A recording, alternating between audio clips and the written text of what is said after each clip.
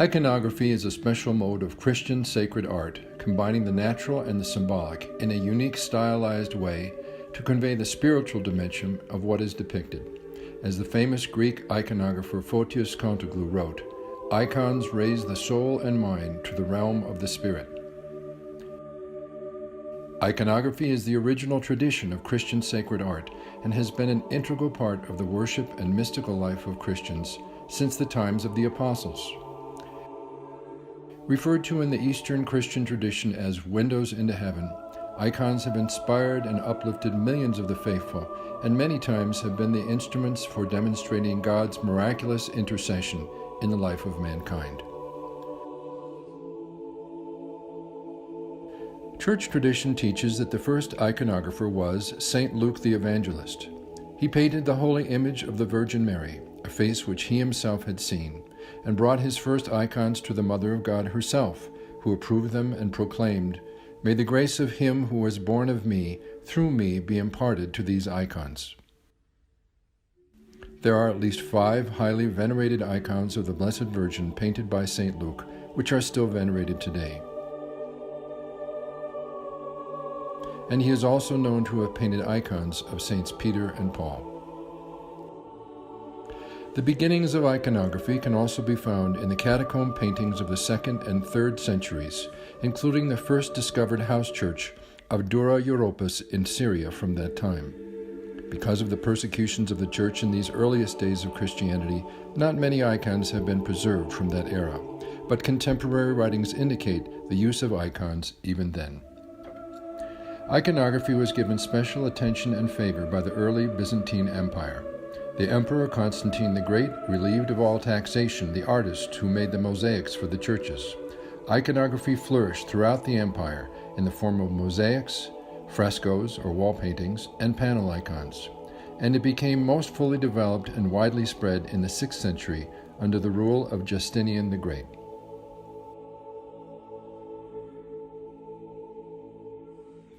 It was the custom of the early church father, St. John Chrysostom, to keep an icon of St. Paul before him whenever he studied the epistles of St. Paul, for inspiration and to invoke the apostles' blessing.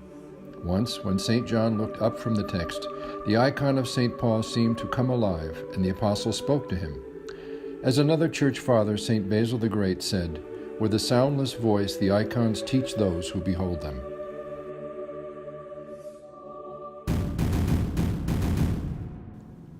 But iconography became a subject of great controversy in the 7th and 8th centuries. The iconoclasts, or icon smashers, were suspicious of any sacred art which represented human beings or God and demanded the destruction of icons. The iconodules, or venerators of icons, vigorously defended the place of icons in the life of the Church. Iconoclasm may have been influenced by Jewish and Muslim ideas and also reflected a Puritan outlook in Christianity, which saw in all images a latent idolatry. The veneration of icons was upheld by the 7th and last Ecumenical Council, which met in Nicaea in the year 787 AD. Another attack on icons by the Emperor Leo III during the next century was overturned when the Empress Theodora permanently reinstated the veneration of icons in the year 843, a victory which is commemorated annually in the Orthodox Church as the Triumph of Orthodoxy. One of the greatest champions of icons during this contentious period was St. John of Damascus, who wrote in his famous Defense of Icons, "Through the icons of Christ we contemplate his bodily form, his miracles, and his sufferings, and we are sanctified. The icons of the saints are filled with the Holy Spirit." Although many of us associate iconography with the Church of the East, it is also the original tradition of sacred art in the Western Church. Mosaics, frescoes, and paintings in Rome, Spain, and France bear witness that the Byzantine style was the artistic tradition common to both Western and Eastern Christianity up to the 12th century. Over the succeeding centuries, there were times of decline in the Church's use of traditional iconography and even sacred art per se. During the 15th and 16th centuries, the Italian Renaissance began this erosion by its fascination with the so-called classical humanity of the pre-Christian era and its purely naturalistic, fleshly approach to art. But in response to the Renaissance, there appeared the Cretan revival of the Byzantine tradition, led by painters such as Theophanes of Crete, Michael Damaskinos, Manuel Pansalinos,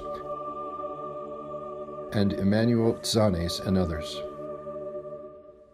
And some of the greatest icons and frescoes were created in the monasteries of Mount Athos and in Serbia. A similar revival has occurred in our own times.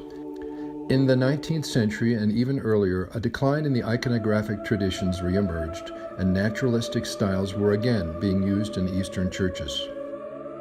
In the mid-20th century in Greece, an artist, writer, and philosopher named Photios Kontoglou revived the cause of Byzantine sacred art through his research and the icons and frescoes he created, a revival that spread throughout the world, even to America, and is still with us today. Due to Kontoglou's influence, Eastern Orthodox churches and monasteries began to prefer traditional sacred art to Western-style art.